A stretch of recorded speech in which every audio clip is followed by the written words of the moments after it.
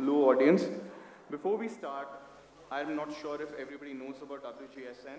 So can I have a small teaser video just to tell them what WGSN is?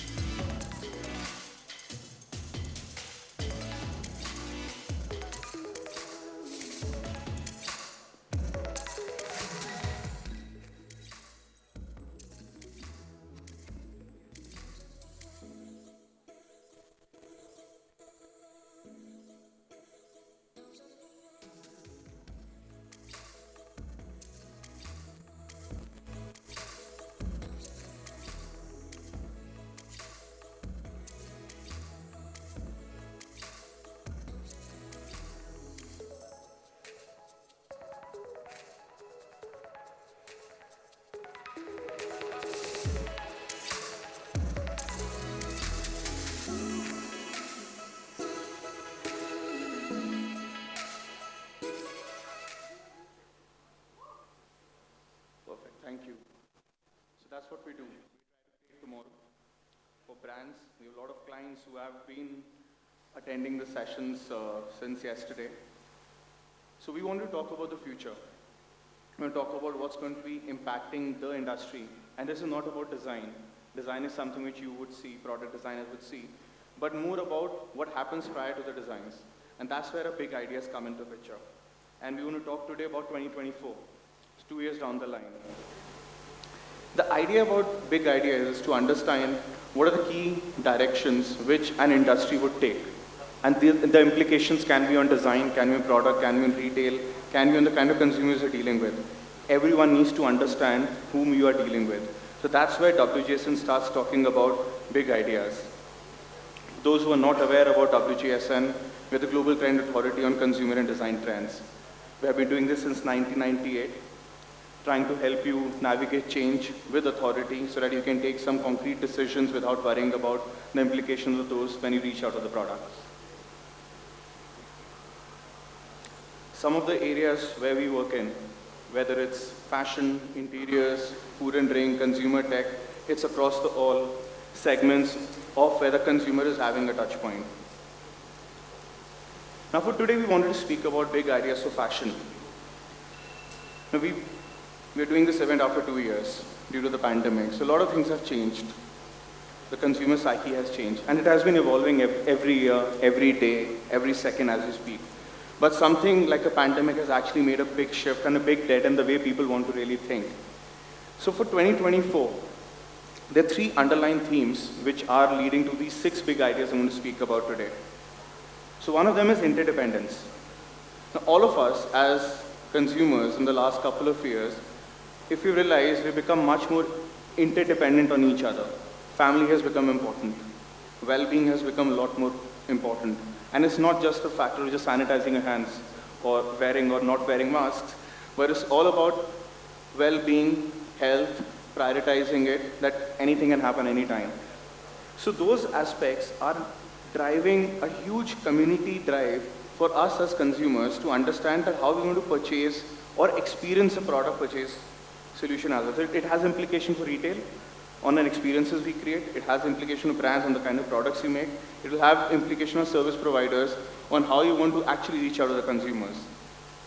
And another aspect to it is understanding the new version. So we had internet getting evolved, we had World Wide Web coming in, we had e-commerce coming in. Now we are talking about, yesterday Saloni spoke about 50% of brick and mortar moving to e-commerce because of the pandemic.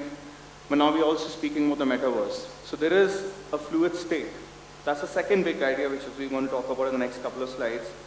How people are actually moving very seamlessly across the physical and the digital aspect. So metaverse is not just going to be a thing we are speaking about. Metaverse is going to be all about how, as brands, we really need to create and think of it as a second revenue stream for you, other than the physical products. And trust me, it's very, very cheap to deal in the metaverse than it is to create a physical product.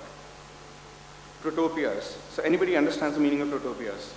Just trying to feel that today is better than tomorrow and it was better than yesterday. That feel, so you need to provoke people to think about things. And the reason this is a very important idea is because what we have felt in the last 2 years. Will the pandemic go? Will there be a fourth wave? Will there be a fifth wave? How will we survive that? Omicron, Unicron, I don't know what else cons are going to come in terms of variants. But the idea is, there is hope. We want to think about the future. We want to think about that, yes, things will be better. Now better in terms of our well-being, but also better in terms of businesses. So that's where provoking protopias becomes a very important driver for the next trends which we're going to speak about. People power shifts. Now that's a very, very important element. Yesterday we had the conversation between the developers and the retailers and the brands. We were talking about sharing of data, involving consumers. Will we share data? Why is it so important? It's important because consumers have become very, very important. And consumers are important not because they are the people you want to sell to. They're important because you want to learn from them. You want to create products for them. And how can you create products for them without involving them into the product creation?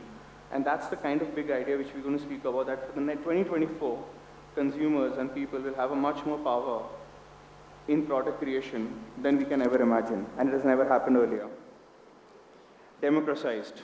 One size fits all. It's a thing of the past now. We need to be more customizable. We want to be more personalized. And that's what the consumer is expecting.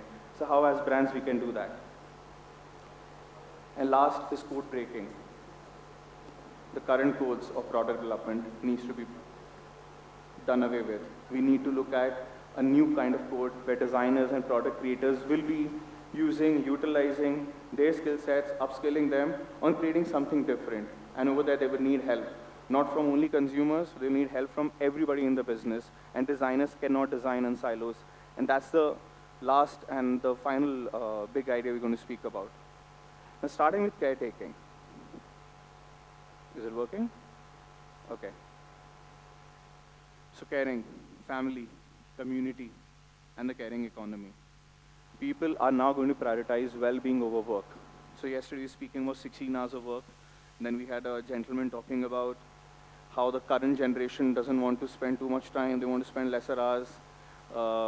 Puneet, if he's there, he said only work for 2 hours. So if you look at all of these things on a fun aspect, it's fine. But the idea is caretaking, that we want to prioritize our well-being over anything else. Offices remotely working. You can do virtual meetings. Yesterday I had a very nice conversation with a gentleman, namesake Puneet, and he spoke about that he's taking his meetings in Himachal because they have a virtual working. Why are you doing that? It helps me ease, and he's into sales. So those are certain new things.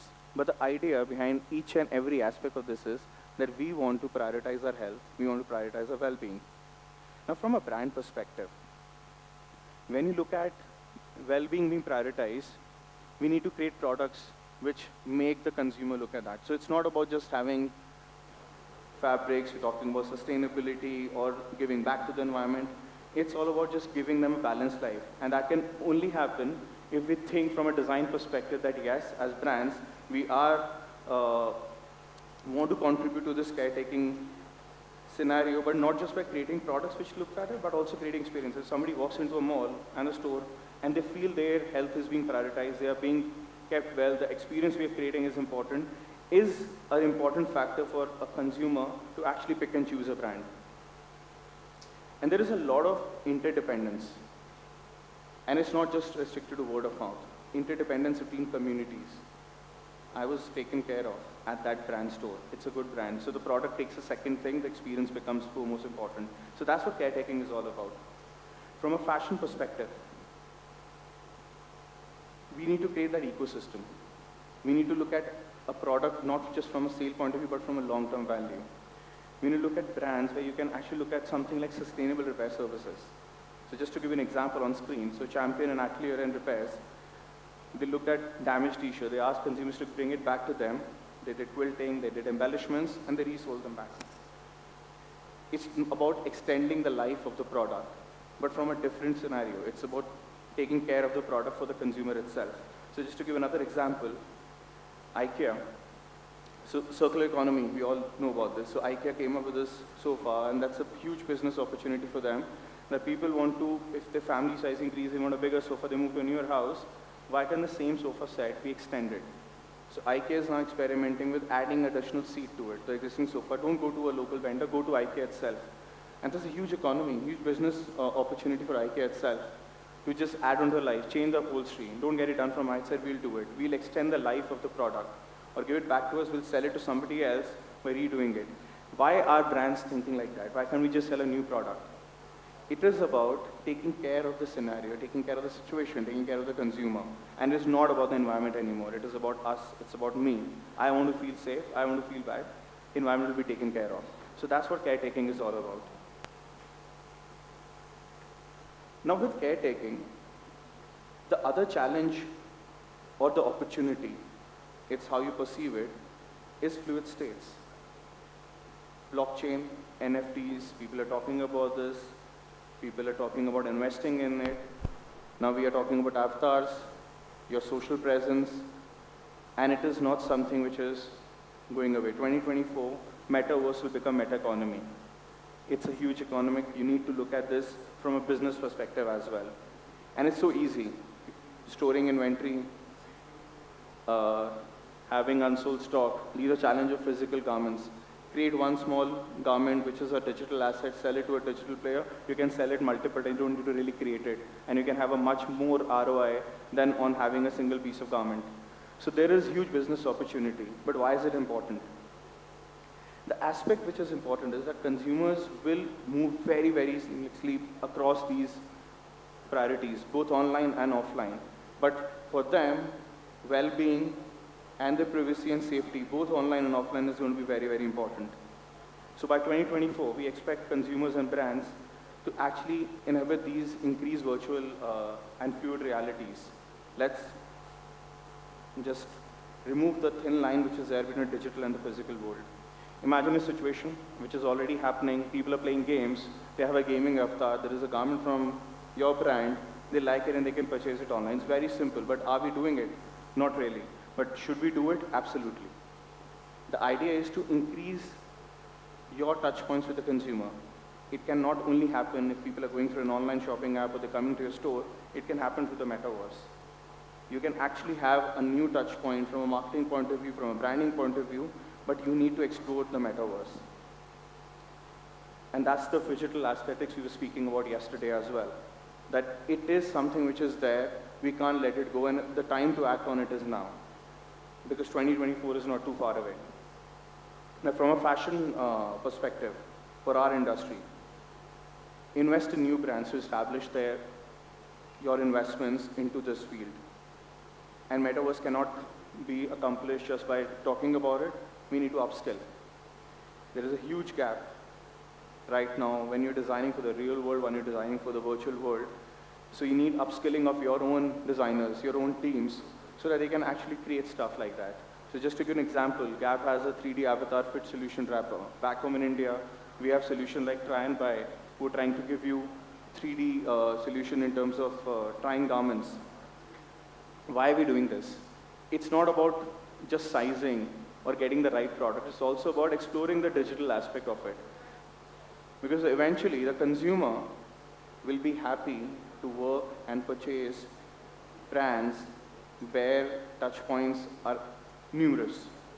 They just don't want to go to an online shopping app, search for your brand, and just search for the right product. Yeah, the design looks fine. They also want to have a brand recall, that you should be searched on it. And they should have that experience, and Metaverse helps you do that. And it's actually less, there's no investment. Yesterday, Akhilesh said that setting up an online store is so easy than setting up a physical thing. Metaverse is far more cheaper than even setting up an online store. So that's an opportunity one needs to cash on for 2024. Utopias. By 2024, climate change is going to be the biggest hassle. It's not about sustainable, save the planet, not about sustainability, green factories. Climate change is going to be a big challenge. What are we doing about this? And I'm not talking about this just because from a brand perspective. This is something which a consumer wants to know. Sustainability used to be a marketing buzzword 2 years back. Now it's no longer. Now all your packaging talks about caring for the environment. Myntra came with, you go to the website, they have Myntra Cares for the Planet collection, which is completely separate. Why are we doing that? Is it still, anybody feels, your brand owners feel that it's a marketing thing? We're actually investing time and energy, and it's a little costly to do something like this. But Protopias and provoking them for climate changes and the ecosystem is far more important in 2024 than it was earlier. Consumers and investors for all the startups, they are expecting major changes from businesses to address this. And Protopias could be the best way forward. So climate emergency will make consumers, your consumers, demand, and not only from governments to do something about the air quality and all, they will demand from brands that, are you looking at only design aesthetics? Are you still wasting a lot of water to make one t-shirt? Or are you trying to create products which help them give back to the society, but from a climate aspect? And the idea is the consumer is far more intelligent than we think they are. By 2024, this thing is going to be a bigger challenge for brands who are not adopting to this or talking about this. You will realize the consumers are moving away to a brand which talks about this, irrespective your design aesthetics are far better than the other one. So this is important for brands to look at. So you need to not only look at design aesthetics, it's no longer important. It is also beyond the look and the feel of the product. It's important that you save the planet right from ideation stage. It cannot just be a buzzword for marketing. So just to give an example, Ballbacks, the tin t-shirt, they're using bio-based black.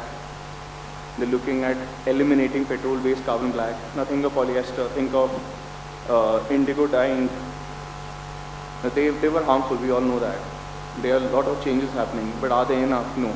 2024 is going to be a breakthrough year when you look at Protopias and you looking at the climate change as a story, but yes, from design aspect itself. So that's going to lead to a bigger change. So people power shifts. So yesterday, Ayushi spoke about that in our office we have 70% women, and when we hire men, people say we hire them for diversity. So unity and diversity is important, and it's not about the people you have. It is about how much power people have, and these people are your consumers. So there has to be initiative, there has to be a lot of shift and realization from brands to understand that people are important, not only as consumers, but a lot more. So there will be new voices in 24. People are going to find their voices heard. They want their voices to be heard. How many of you feel consumers are kings or the queens? Just raise your hands. You still feel they're king or queens? One. As brand owners, do you feel consumers are the king and the queen? And can anybody say on what aspects are the king and the queens? Choices that they make. How do they make choices? With the information that they have collectively sourced, social, their past consumption, experience, a lot of things. But for me, I feel consumers are not kings, the consumers are not the queens. I would feel like a king and the queen if my voices are heard a lot stronger. If I go to a store and I want this shirt not in white, but I want it in blue, and it's there for me, and then I'll feel empowered, I'll feel like a king. But we still want to believe that the consumers are the kings and the queens because they're making choices. We're giving them, let's say, 5 colors, and they're picking up 3 of the best colors. That's the choice they have. That's the only aspect a consumer is driving. But now, when you look at 2024, people power shifts is very, very important. And its implication not only on fashion, it goes across anything they want to consume. The idea of making them important is because you need to involve them into the design making process. How do you involve them? Data is important. You need to track them, but what you're still tracking is what they're consuming, what they're purchasing. But is that the right one? So yes, AI does save a lot of things. Big data does help us with a lot of things. But the idea is, from a fashion industry perspective, is we want community driven. Gen Z is driving it, by the way. In 2024, co-creating products. And digital will help you do that. So again, I'm coming back to the metaverse and digital realities, but it's going to really help you do that. And co-creation is not just asking them their opinions or looking at their past history. It is a combination of all. It is also hearing voices right now.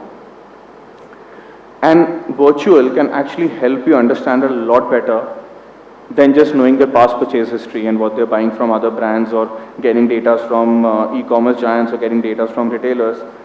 It is important to understand what they're picking up virtually.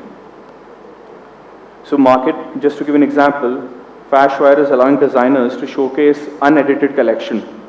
And then they're asking the users to create the demand much more precisely. Is it something which can be done over here? Absolutely. One of the largest e-commerce players started off as a customized t-shirt brand, and we probably want to go back there because that's the people power shift we're talking about.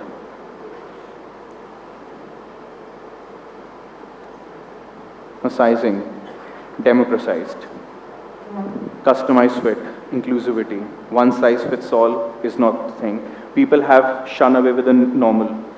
They don't want to be normal. They want things to be done for them. And that's not a community, they want it to be done for me. I want this. That's the reason I was asking the question, how many feel customers are king? Till the time you're able to personalize things for them, at the point of purchase, no longer they're a king or the queen. So when you look at inclusive products, you're trying to include them from an aspect that you'll have to embrace personalization and make it much more affordable for consumers. It can be through size fits, through adopting technology for sizing. It can even be adopting technology for designing. I have had a chance to speak to a company which is now doing AI-based prints, where both brands and consumers can actually interact virtually, and they will create prints without going to a print expert through AI, and it will get done once you feed in a choice and just keywords. But I like this. That's my personality, and there's a print which is created which fits you, and you choose an option. Why can't those things become important? By 2024, they have to be there. So the time to act on them is now. And from a fashion industry perspective, it is important for us to focus on products that give you and offer you a lot more customization fit, along with technical performance, functionalities, because what the consumer is going to do now, post-pandemic, the new consumer is going to buy less. They want to buy right. They are actually not afraid of spending money on buying right, because what they're doing is, from the first one, they're actually prioritizing themselves over anything else. So for them, it's important that performance, design, everything suits their needs. So as brands, we need to really think forward that how we want to look at trends in the next couple of years. So really need to change our product approach. Our last big driver is code breaking.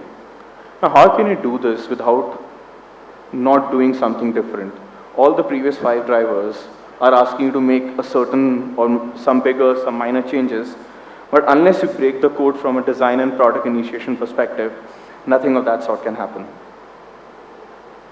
So when it comes to code breaking, designers, any designers out here? So when you look at design right now, how are you looking at it? It's too much of light, I can't see you actually. When you look at design, I'm just asking you if you're okay. How do you look at design right now, from a designer perspective? There's somebody raised hands, right? So we're just asking, like, how do you look at design right now?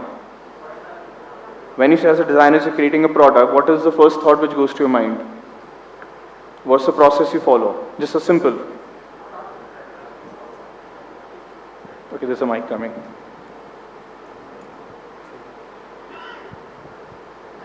It starts with the trends. Yeah? Yeah. Starts with? The trends, the trend analysis. And then what do you do post that? When you look at a product, Yeah. what's the basic thing which you're following? You look at trends, you look at what's happening, then you try to create a prototype, you try to create a mood board, Correct. and then eventually you try to create a final prototype, then you test it out, your team sits in and you say, oh, that's the collection we want to launch for this season, right? Correct. Is that the right approach? Absolutely. Right? From designer, from brand owners, that's the right approach. But that's something which you're doing. But can we do that right now? When you're looking at these many changes, are we really incorporating that? No. I think, can I have the PPT on screen? Thank you. So what we need to do is, we need to look at the aspect of fun. And when I say fun, I mean we need to look at an aspect where the design economy can actually give consumers and designers can actually break the mold and bring fun element into this. And how they can do that? How can you make a product more positive, more energetic, more fun? From a fashion perspective, it is important that we start thinking consumers with the new values and lifestyles. It is important to deliver garments and accessories that can include some elements from the purchaser's point of view, from the consumer point of view, that they can physically interact with. So it's beyond the look and feel of the product. And it is not just putting interactivity on the garment, it is putting their own soul into the garment. And that can only happen once you're actually doing something which, let's say, Bethany Williams has done, gender inclusive coats, upcycled old blankets, and these are blankets which consumers own, making clothes out of those. Involving your consumers at each aspect of design is going to be important.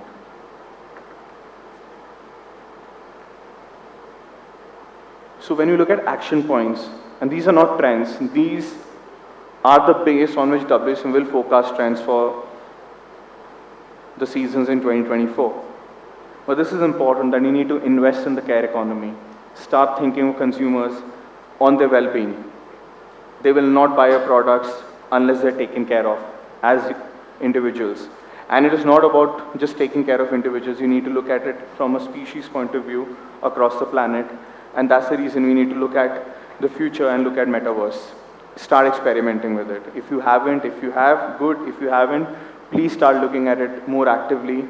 And that's the most easiest thing to do to increase your touch points with the consumer in the digital world. Multi-species perspective. This is where you take care of the environment, you take care of the planet, don't waste water, those are other things. It's also about looking at climate change in 2024. And customization for communities. Communities is important. The reason we've used the word communities and not consumers is because of the rise of interdependence, which we as consumers have now moved into forcefully. But yes, it was something which was happening already. But now the pandemic has just accelerated the trend. With this, I'm open to some discussions. We still have time, right? We just still open to some discussions, some Q&As. And meanwhile, you can also download this report. You can just scan the QR. You can have a much more detailed overview on the reports. So that.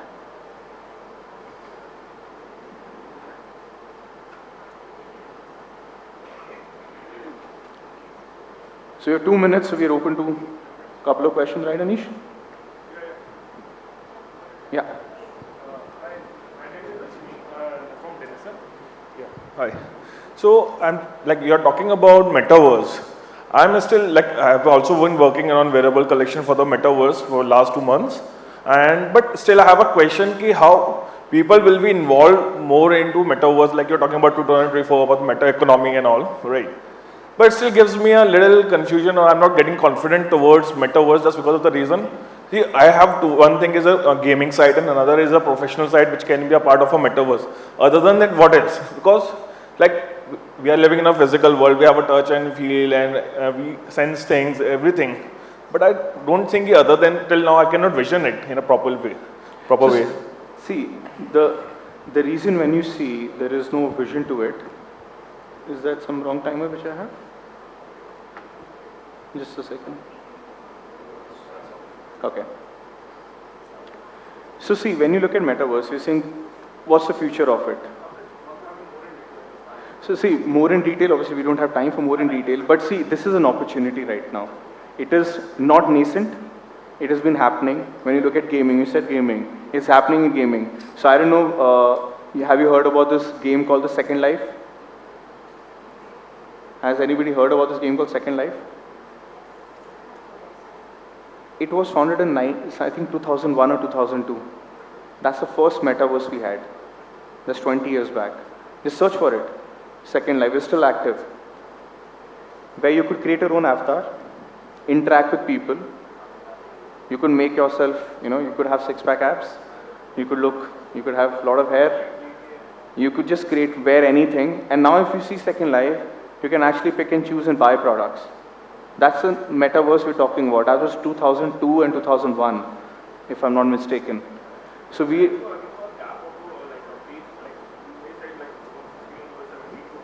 can't hear you, sorry. You may think it like for an age, like there's an age group for this, like maybe from 17, 18 to 24, 25 age group of people will be Not really. So the reason I gave Second Life example was I was coming to this, the kind of people you'll see, go to Second Life, just search for it, you'll find that the people who are actually creating avatars, they're 20 years old in the metaverse, on the game, but in reality they're not 20-year-olds. Yeah. In the metaverse, they're actually dating 20-year-old women, but they are 50-year-old men, and vice versa. So that Second Life, what it is actually doing, the metaverse, it's trying to create an alternate reality for you. Now, it can be considered just a game or a gimmick, but what we're trying to ask you is try to consider it as an opportunity. Create a product for the metaverse. It will help you bring a touch point as a brand that yes, there's something which you created. It's just a small digital asset you created. Yeah. You put it on the metaverse and then sell it across. Yes. It's a huge opportunity. And that's what we are working on. So you're right. You're on the right track. We are planning to launch it in July or August probably. So perfect. You're right there. Yeah, You yeah. shouldn't have any doubts. No, but still, like we all have. It's a bet for right according for to now. us, according to WGSN, it's a huge opportunity from a business point of view, as well as from an interaction touchpoint point of view, because the implication not just selling on the metaverse, it can be sold elsewhere, it can be sold physically As also. a collectibles also right now. Sorry? For now, it is like just a collectibles. Right now, we don't have as such metaverse where we can make it as a wearable garments. Right. Right. So right now, it is more of like people are selling it as for more of PR or maybe of collectibles. These two. See, things right are- now, currently, if we talk about, they're creating a lot of designers are creating a lot of stuff, but they're mostly trying to create NFTs, which can be traded, blockchain, because naya hai, log kar That's rahe it, hain. yeah. But the idea is, from a But brand platform point fees of are view- very high. But from a brand point of view, it's going to change. In the next 2 years, it's going to evolve. Correct. And it's going to evolve very, very fast. So the right time is now. Because if you don't, and you need to get skills to design for digital realities. It cannot be done like we're doing for physical designs. So that's the reason we're talking about it now, that in 2024, you need to really upskill yourself to Correct. dig deep into this opportunity. Anything more? Perfect. So we don't have time. In case you have any questions, we're right here. You can speak to me after the session. Thank you so much.